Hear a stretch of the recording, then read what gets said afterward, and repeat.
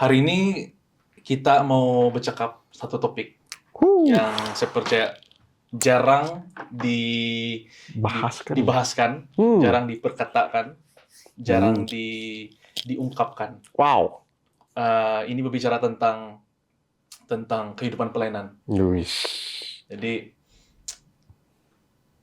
direct to the point, kita akan bercakap tentang burnout Burnout. dalam pelayanan. Wow. Burnout dalam pelayanan. Ya, saya tidak tahu kenapa kita ketawa-ketawa. Tapi ini topik sangat serius. Tidak apa. Supaya kita tidak burnout di sini. Ya, jangan kita burnout ya guys. Oke, jangan. Ya, jangan kita burnout. Kenapa kita boleh jadi burnout? Wow.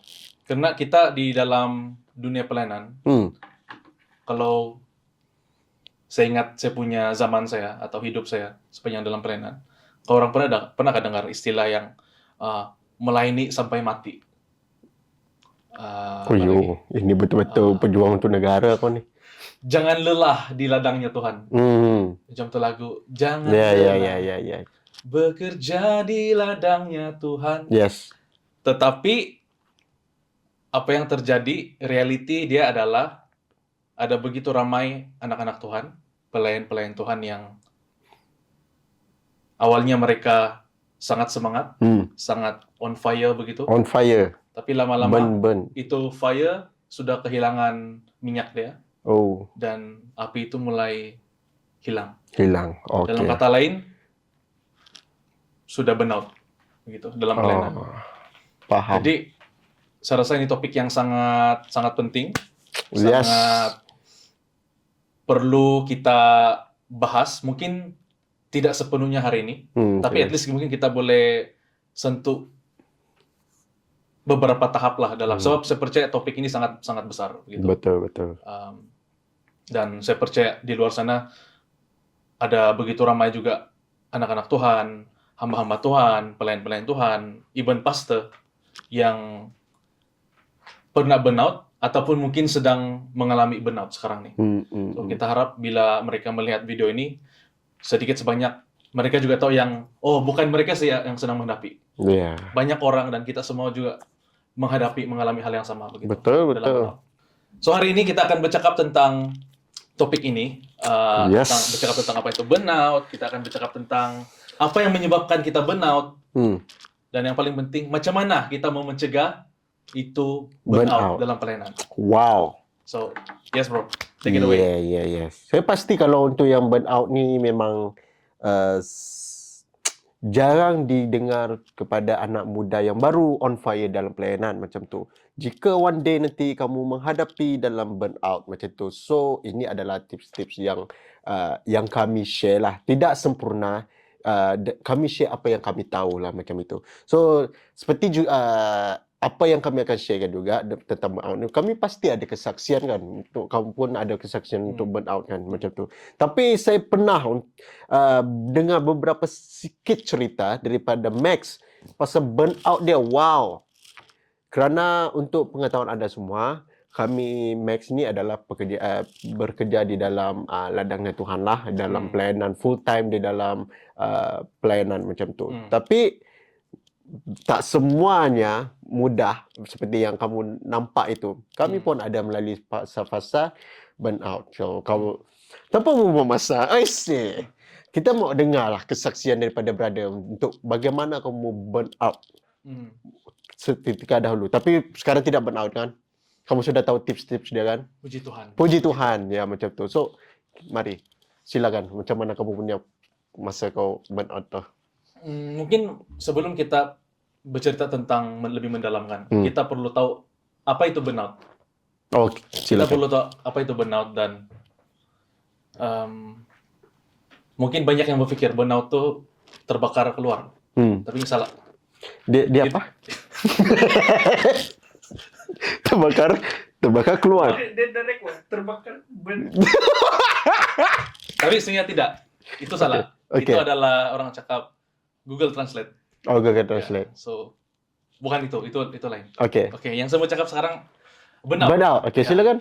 Ini adalah hasil daripada damai sejahtera, sukacita yang berlebihan di dalam Tuhan. Okay. Jadi kadang-kadang ide itu tak keluar. Oke. Tadi itu boleh jadi lirik tuh sebenarnya. Wow. Api keluar. Breakfast, Breakfast. pecah laju. Oke. Sudah pecah laju? Oke, Ah, oke. oke, oke. Direct to the point. Oke, oke. Oke. Kembali. Secara definisi dia, burnout adalah kita keletihan. Keletihan secara badan kita, physical. Kita letih secara kita punya mental. Kita juga letih secara kerohanian kita. Yang berlebihan atau yang berterusan dalam jangka waktu yang panjang sampai membuatkan terhasilnya burnout. Karena awal-awal yalah semua orang penat, semua orang mengalami kepenatan dalam pelayanan. Tapi bila sudah sampai burnout tuh, itu sudah orang cakap tahap kronik sudah. Tahap kronik. Tanda-tanda awal di dalam burnout. Kau rasa apa tanda awal-awal dalam burnout? Yang setahu saya kau melayani secara paksa. Kau rasa kau melayani secara terpaksa? Wow. Burnout lah. Lepas tu kau Macam tidak ada macam yang ya. terpaksa itu macam oke lah ikut jadwal lah, melayani ikut betul. jadwal. Lepas tu kau buat pekerjaan Tuhan tapi hati kau tak ada di sana. Saya rasa lah ya macam sebab macam mana? Kau buat contoh kau melayani lah dalam apa-apa tapi hati kau tak ada di sana macam tu. Sebab kau dah terlalu letih yang ya itulah. Itu hilang fokus lah burnout tu. Kemungkinan dia sebabkah saya tidak tahu. Hilang semangat dalam semangat melayani. lah ya. Hilang semangat dalam melayani. Cepat marah, cepat kecewa. Oh syukur aku tak ada yang tu lah. Itu tanda-tanda awal lah. Tapi kalau sudah burnout, tadi itu tanda awal. ke Panggilan di Saya. oh, sorry. Okey. macam kau punya. Oh, kau punya kah? Iya. Oh, iya kah? Okey. Silakan. Okey.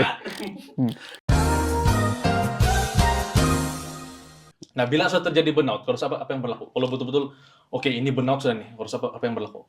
Kau lari daripada Tuhan? Oh, ya men. Lari daripada Tuhan. Kan? Macam contoh kau dah macam kau tak ada semangat di dalam pelayanan dah. Maksudnya Kristian ni sekadar agama saja. Sama aja dengan di luar sana. Oh, come on man. Dan ya hidup secara dunia lah. Berdasarkan pengalaman, itu sampai mengganggu secara emosi, mental, dan kesehatan. Betul. Sampai tahap yang kritikal begitu lah. Satu-satu sampai saya rasa saya mula mau menjauhkan diri daripada semua orang. Masa burnout tuh? Masa saya rasa waktu itu saya burnout sudah. Okay. Saya lari ini, saya tidak mau. Jangan jumpa saya. Jangan. Even orang cakap something yang bagus pun, like macam yang Tuhan mengasihi kamu, Tuhan memberkati, begitu kan. Like I don't care begitu. Pergi, jangan cari saya begitu. Even orang chat kan, saya tidak sampai close contact semua, tidak mau layan, tidak mau orang call pun tidak. Sampai tahap bagi saya itu sudah mental lah, sudah tahap mental. Mungkin di luar sana banyak lagi yang mengalami burnout nih. Mungkin ada yang kita belum mention tadi. So betul. Mungkin orang boleh komen di bawah lah begitu kan, apa yang kamu orang alami begitu. Tapi yang paling terkesan dengan saya itulah secara mental. Secara mental, dan sampai ada banyak juga banyak yang berhenti dari pelayanan. Banyak saya punya kawan-kawan yang pelayanan yang saya tahu sampai mereka berhenti dari pelayanan karena itulah burnout. Tapi dia bukan terus hilang begitu. Kadang-kadang kan mereka mulai hilang gitu. Ya betul. Tiba-tiba lenyap. Las tidak dapat dihubungi. Wow. Mungkin sudah keluar gereja, itu paling teruk tuh. Oh, oke. Dia bukan setakat keluar gereja, tapi yang betul-betul yang lost begitu, hilang gitu. Hilang terus. Tanpa kabar. Wow. Kadang-kadang bila kau tahu seseorang itu sudah burnout, dia akan sampai dia meletup begitu. So meletup yang Bom, secara emosi lah, macam macam bom nuklir. ya yang macam tidak kisah sudah, yang dia lepas sudah semua begitu. Ada juga yang saya tahu yang sampai dia seorang pemimpin, dia ada banyak tanggung jawab sampai dia melepaskan semua tuh. Oh, dia Paham lepas, maksudnya? Dia lepas dia semua. lepas the mic. Ya. Oh, Paham oke. itu. Masa itu saya tidak paham. Tapi bila saya pikirkan, oh, ini memang dia sudah burnout. Dia burnout kan. Mungkin kita boleh share lah apa yang kita Kalau lalui begitu. Kamu mulai dulu.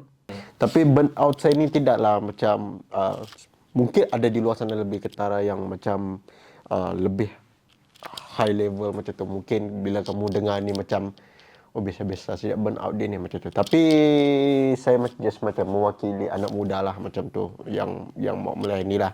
So burnout yang saya alami itu pada yang burnout di dalam pelayanan lah, maksudnya di sini adalah saya rasa 2 tahun lepas macam tu. 2 tahun lepas, dan saya di dalam bidang pekerjaan lah juga, dalam pekerjaan.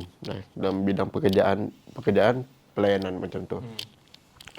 First memang sangat excited sebab itu adalah kerinduan saya macam tu dalam pekerjaan saya. Memang kerinduan saya. Sampai satu tahap tu macam terlalu banyak yang macam datang macam tu. So saya tidak ada waktu yang macam rest lah macam tu. Macam belum ada waktu yang rest sebab bila kita di dalam pelayanan kan macam kita ada kerja dalam melayani, lepas tu Sabtu Ahad tu pun kita ada buat pelayanan. Mungkin Sabtu pergi ke kampung orang asli, dan Ahad tu kita melayani juga macam tu. So benda tu berterusan lah macam tu. And puji Tuhan sebenarnya diberkati macam tu. Tapi ada sampai satu tahap tu macam di pressure. Sebab tu time tu masih baru lagi lah saya. Saya masih baru untuk join this industry macam tu. Industri pelayanan sangat luar biasa. Cuma baru yang untuk yang first time lah. Saya join di situ, saya rasa macam saya buat secara paksa. Macam tu. Sekadar kerja deadline. Wow. Yang tu macam contoh kau buat kerja untuk Tuhan ni, tapi kau tak ada di sana macam tu. Asal siap macam tu. So siapa berkatilah kau macam tu lah. Saya tak kisah pun macam tu. Yang penting saya buat benda tu macam tu. Yang penting dibayar gaji sebab ni kerja macam tu lah kan. Lagi yang penting dibayar kerja. So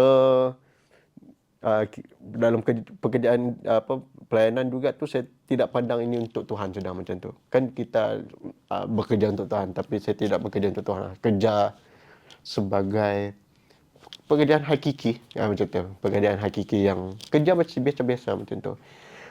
You work for the money gitu lah. Ya, work for money lah, untuk survive lah macam tu. Yeah, you know why?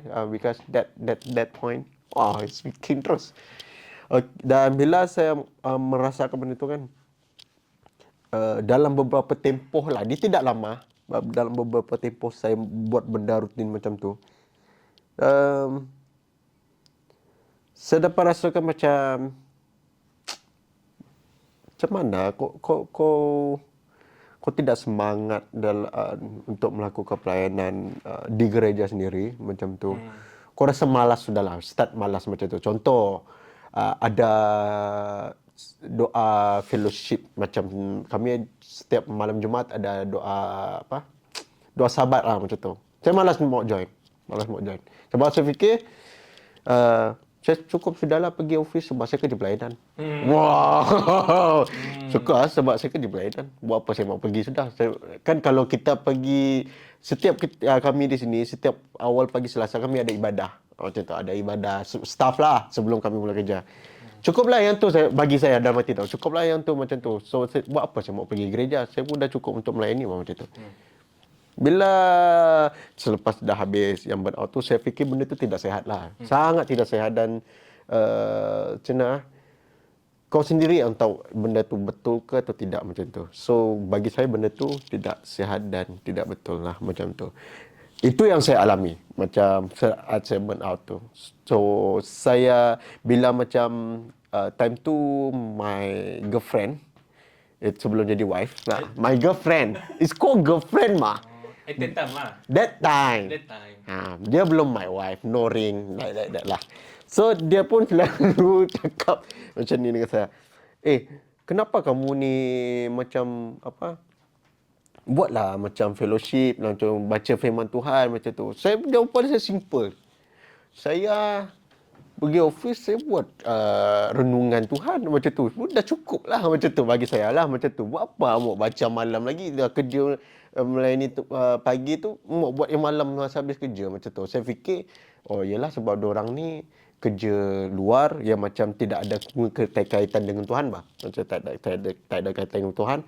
Bila habis balik kerja tu macam baru diorang mau mencari Tuhan macam tu. So kalau saya ni pula kerja saya pekerjaan Tuhan punya aktiviti macam contoh buat renungan macam tu buat macam tu.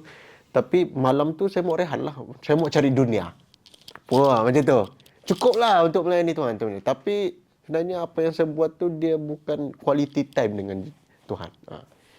Saya tak ada quality time. Bonding saya dengan Tuhan tu sangat kurang. Just buat pekerjaan. Seperti saya katalah. Sebab ada satu tahap tu saya dah sampai level macam tu lah. Di bulan, tak sampai bulan sangat panjang. Beberapa bulan saja. Saya merasa benda tu. Saya buat secara kosong. So tak ada connection dengan Tuhan lah macam tu. Kalau melayani Sabtu Ahad tu itu normal bagi saya. Macam kau mana-mana. Tapi daripada Isnin sampai Jumaat kosong. Kosong. Saya kosong. Pergi kerja melayani Tuhan hanya kosong macam tu. That time dah. To that time. So inilah beberapa burnout saya. Yes, yang tidaklah sampai yang macam mau masuk hospital lah.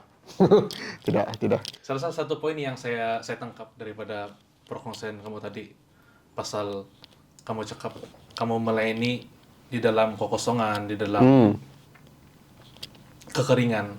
Sebab kamu pikir cukup sudah dengan pekerjaan kamu. Sebab kamu kan kerja full time di kantor. Kamu rasa oh itu cukup sudah. Itu sudah cukup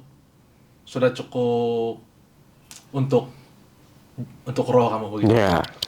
Tapi di secara keintiman dengan Tuhan tidak ada. Secara personal. Saya ada satu kata-kata begini. Melayani Tuhan tanpa hubungan, tanpa keintiman adalah melayani di dalam ketandusan. Berarti ketika kita melayani Tuhan tanpa ada hubungan di belakang tabir, bermaksud di tempat yang orang tidak nampak begitu. Kalau kita tidak ada itu, hubungan itu dengan Tuhan, maka kita sebenarnya melayani dengan kekosongan. Dalam arti kata lain, kita macam melayani, tapi sebenarnya kita sedang ke tempat lain. Menggunakan kekuatan kita sendiri. Mengadakan kekuatan sendiri. Betul. Ataupun kita sekadar menjalankan tugas jadwal yang ditugaskan kepada kita. Dan akhirnya kita melayani dengan kosong dan kita melayani tanpa kuasa. Gitu.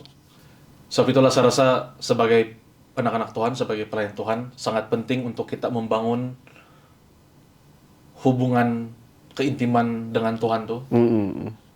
Bukan di gereja, bukan masa hari Ahad, bukan waktu kita diberikan jadwal pelayanan, tapi waktu kita berada di tempat tersembunyi kita. Gitu. Betul. Sebagai contoh, bila kita di rumah, tidak ada orang nampak, bahkan mungkin even waktu minggu itu kita tidak ada jadwal pun dalam melayani, kita masih menyembah, begitu. Di tempat tersembunyi kita. Karena saya percaya ada satu ayat firman Tuhan bercakap begini. Apa dia cakap tuh? Apa yang terjadi di tempat tersembunyi itu akan dimanifestasikan di tempat yang kelihatan. Maksudnya di tempat tersembunyi itu adalah mezbah saya dengan Tuhan. Mm. Itulah masa saya berdoa, menyembah Tuhan, membaca firman Tuhan. Sebab kalau itu kita tidak buat, itu stage akan jadi macam tempat performance saja. Ya, betul. Macam orang cakap, jadi panggung begitu. Mm. Tapi bila kita membangun mezbah kita di tempat yang orang tidak nampak, maka bila kita diberikan stage itu, bila kita naik di stage, itu stage jadi mezbah. Mm. Begitu.